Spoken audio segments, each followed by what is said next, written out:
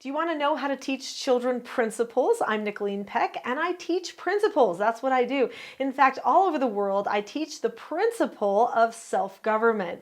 And when I talk about this principle of self-government, it helps improve family relationships, bonds, communication, all those things. So in this video, we're going to be talking about how you can teach your children more principles too.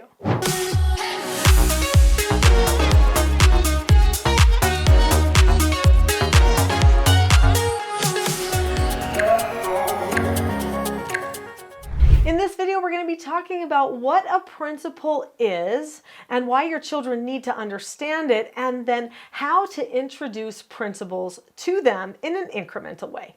So what is a principle? A principle is something that is different than a rule. Many people don't understand principles. In fact, some people assume that rules and principles are the same thing. They are not the same thing. In fact, I have a whole video on this channel about the difference between rules and principles, so be sure to look that up.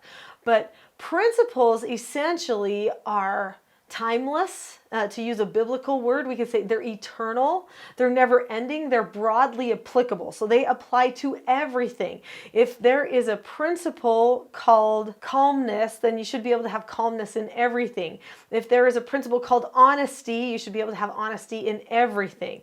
If there's a principle called love, then you should be able to love everyone if you truly have love, right? So it's broadly applicable. This is different than rules. So rules are usually very narrowly defined, like on Wednesdays at 2 o'clock, eat your spinach, or whatever it is. Like, I mean, that's obviously very specific, but, wear this belt on your lap when you drive in a car. That's a rule. That's not a principle. Is there a principle behind that rule? Is the principle maybe trying to watch out for your safety or the safety of others? That might be the principle that you're trying to follow as you buckle that seat belt in the car. There are usually principles behind some of our rules, but sometimes rules happen without principles at all. So it is important to keep in that principled zone when you're raising your children, because when you start just imposing rules that are not attached to principle, the children recognize that something doesn't seem right. In fact, it feels like manipulation.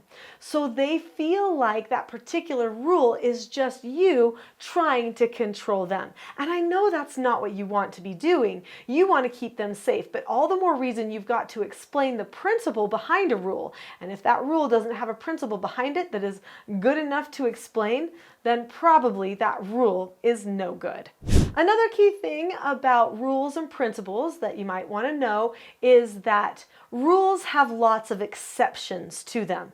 Well, wear your seatbelt unless you are in this circumstance, right? Those are going to be the exceptions. And principles don't need any exceptions because they are so broadly applicable and eternal. They don't actually need exceptions. So we don't have to go looking for when not to adhere to a principle. So why does this matter to children, and how do we help the children learn principles? We're going to talk about that. But first, do you see that button that said subscribe on it? Click that button now, and then you'll get to see more videos that I'm making just for you. And don't forget that notification bell, because then you'll be notified when new videos come out. So why do principles matter to children? Well, they definitely do matter to children because children are looking for truth just like adults are.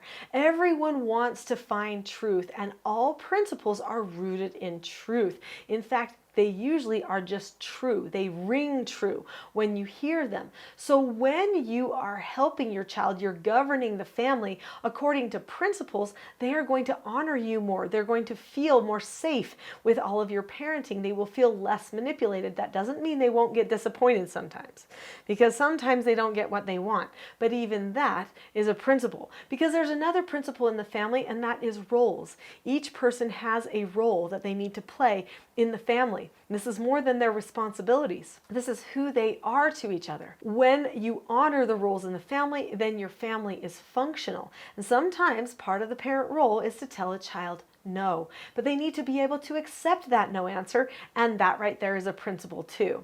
So I teach principles. In fact, I teach many skills that are all based on principles, if not outright being principles themselves. And I'd like to share with you some of those as we talk about how to incrementally teach a child about principles.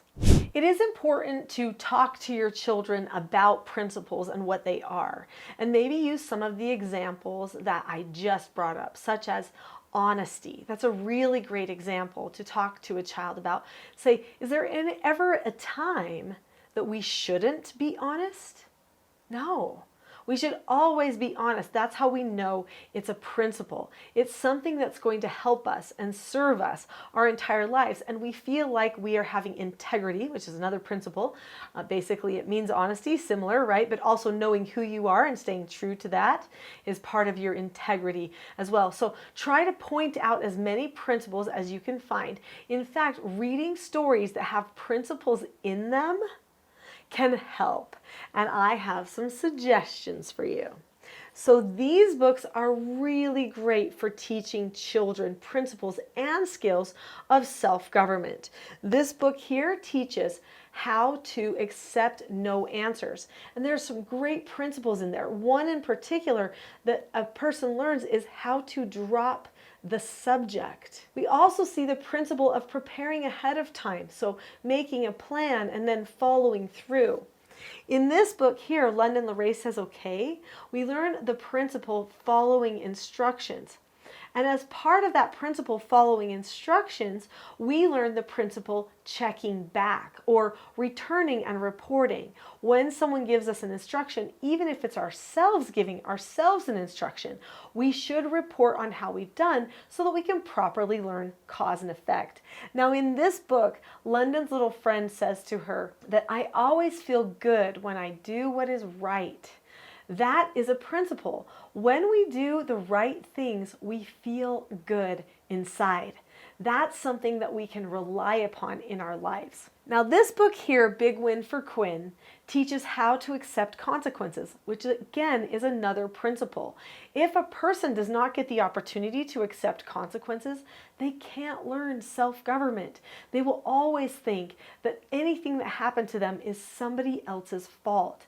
This skill helps a child learn to take responsibility for themselves. And the skill taught in this book, Paige Takes the Stage, is the skill disagreeing appropriately. In this story, we see a little girl try to disagree in ways that are not appropriate. And then we see that she learns how to be calm and to communicate in a way that's understanding. When a person disagrees appropriately, they seek to understand, then to be understood. And there's a certain process she goes through to do that. And she finds freedom. So instead of imposing her will upon other people, she uses her will to understand and to be calmly understood. Then she feels more freedom. That's a principle. Reading stories that contain principles can be truly life-changing. Now I could talk about so many stories that teach principles. Little Red Riding Hood teaches a principle. The Three Little Pigs teaches so many principles. The Little Engine That Could, these are all child stories, right? Beatrix Potter tries to teach principles in her stories for children. There are so many great books where you can bring out principles. So be looking for books that you can use to teach principles to your children. Real principles, not just ideological beliefs, but things that are true all the time. That's how you know it's a principle. There are a lot of things that are perpetuated in our culture that are given words, maybe words like rights or even negative words that try to create war amongst our culture, but those things are not principles. They're concepts that are a part of somebody's opinion or ideology. Very different. So when you're reading stories to your children, look deeper. There's also stories for older children. I could make a big book list about that. In fact, I have a whole podcast on teachingselfgovernment.com. I have a podcast there. I believe it's podcast 109 or it might be 108 maybe, all about books and my book recommendations. Those books are going to be great places to go to find principles. This book right here is one of the books on the list. It happens to be one that I wrote It's called Rules: The Secret to Family, Business, and Social Success. It's a story of a family who is not living by principle. They're living reactively.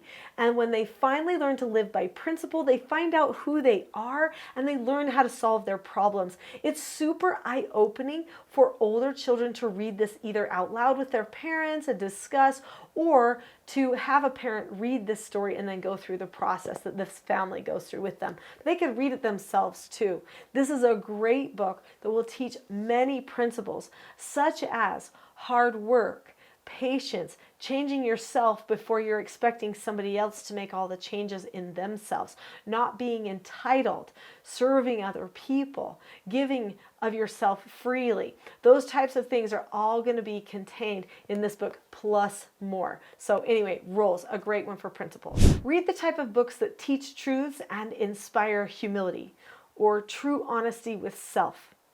When a person is fully honest with themselves, that helps them live according to principle the most. They'll find more principles when they're not making excuses. This means that as the parent, you don't want to be making excuses either. Don't make excuses for your child and don't make excuses for yourself. Instead, just describe what happened, talk about what needs to change, be okay with it, and then move on. So you might need skills for communication.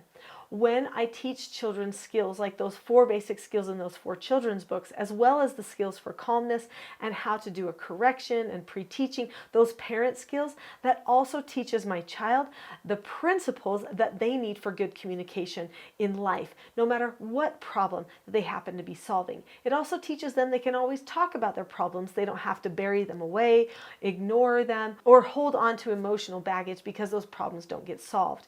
In fact, part of the teaching self-government parenting model incorporates really effective meetings so that people can always be having good open communication, which is a really important part of living according to principle. Bonding together as a family is you living as a principle. Family itself is a principle. When you live as a family and you figure out what does it mean to really be a family, how are we going to strengthen our family, you are living then according to principle.